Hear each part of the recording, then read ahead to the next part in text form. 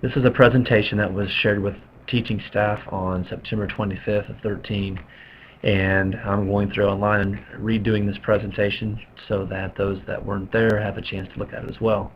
Started out with the vision. By 2020, achieve national recognition as a model school district for 21st century learning.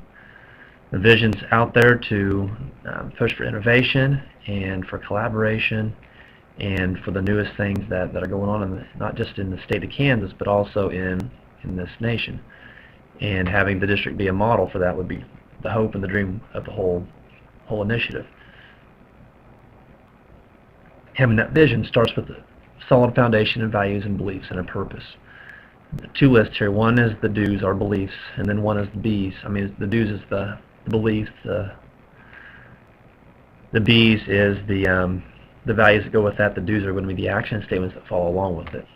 As far as the B's, caring and cooperative attitude, fundamental skills, these are optimum self-worth, critical thinking, and respect are all pieces that were part of the original strategic plan when the district put that together 6 or 7 years ago. These statements more match up with what they look like in action, not just a belief statement, but in action. A lot of our decisions made by the board and by the district will match up somewhere in one of these 5. The mission statement ties together where critical thinking and the passions for learning in life are to me, is a very powerful statement in that phrase. Self-worth as well. If you have a passion, you have that strong self-worth, we believe students would be successful no matter what situation they're put into, and that's the overall goal. You want to see our kids be successful, or students be successful. Have a couple visuals that we're working on as a district as well, and this one is the state of Kansas, the stars where Harper County is, and it lists the 5 core values, and then there's one that goes along with the ag background and moving forward with the gold and blue too, that represents the school colors. Moving on to strategy, how would you get to that vision? Well, first of all, got to clearly define what 21st century represents. Then once that definition is set, go back and assess where we are currently, and then start to look at action plans that would incrementally progress us to that top system. And then along the way you're always getting feedback and adjusting and recalibrating to different things that are thrown in the way as far as roadblocks or maybe even accelerators at certain points. This is the state model for 21st century learning. You see 4 different pieces there, but the top center, the learning and innovation skills, are a lot of at the core of what we believe as a district as far as the critical thinking, the communication, collaboration, and creativity.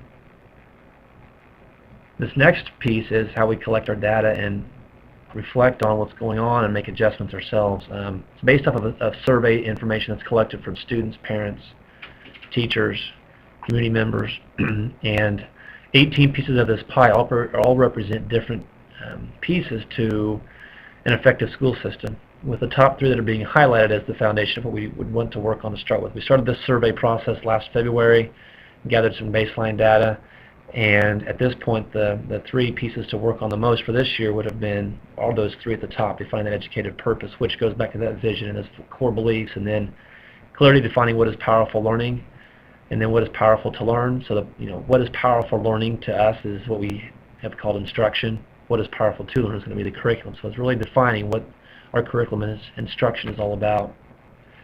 And then there's 4 pieces within each of those as well that tie in with the state's model for AYP that will come up for accreditation in the future as far as relevance, rigor, a responsive culture, and developing relationships. And each of these questions are asked as well in that survey as far as for relevance, does our practice match our theory? Are we doing what we said we would do? And relevance is a word as well that also goes back to, are we teaching things that relate to a student's life currently? Rigor is the challenge piece. Are we challenging our students enough? Are we using processes that are up to what they need to be? The responsive culture, are we acting consistently on everything? And the relationships is who's participating, contributing, is everybody involved? And this is the state's definition of college and career ready, creating standards that push not just academic but also cognitive, technical, and employability skills.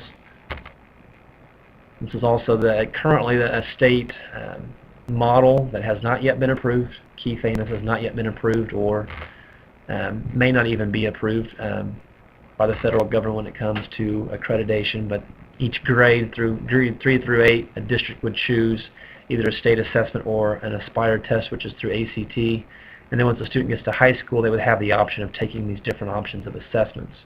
Instead of having students that would always take a state assessment plus these other ones, if they wanted to go somewhere else, they could just choose one of those options. However, loopholes with that as far as being approved finally, but that's an option. At this point, the state's working towards that goal.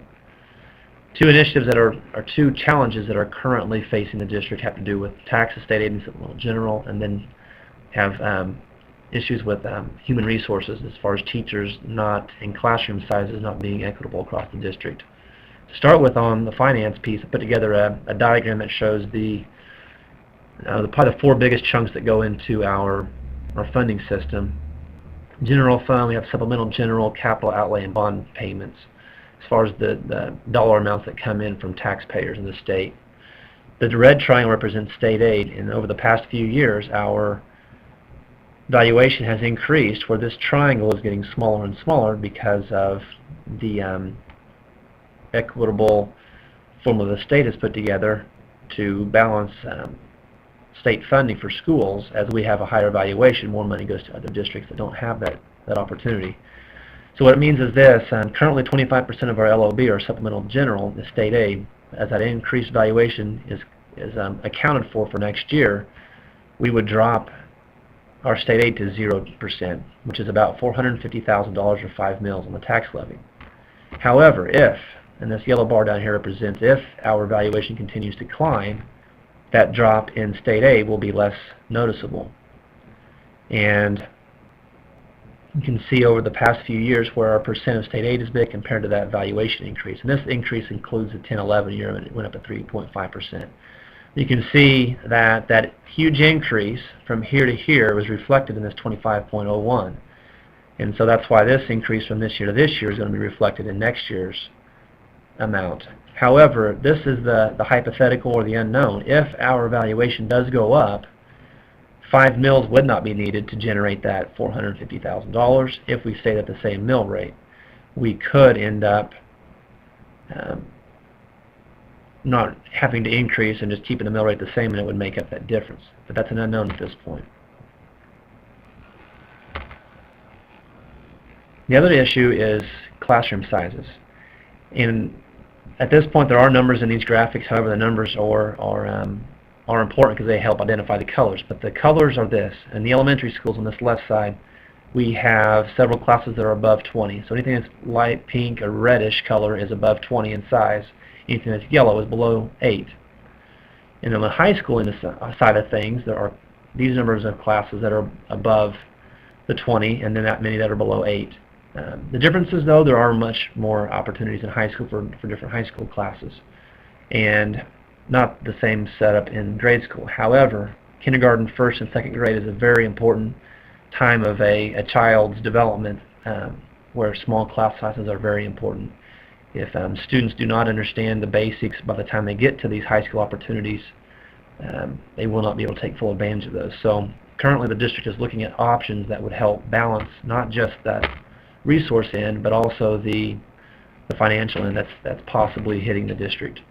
Combination of shifting resources and cutting expenditures as far as implications go because of those two factors. But the month of September is providing this information. October, starting to collect ideas and brainstorming ways to solve the problems. November, start to prioritize. December, discussion. January, discussion. And then February, a final recommendation and decision by the board, so that March through May could be used to develop all the details.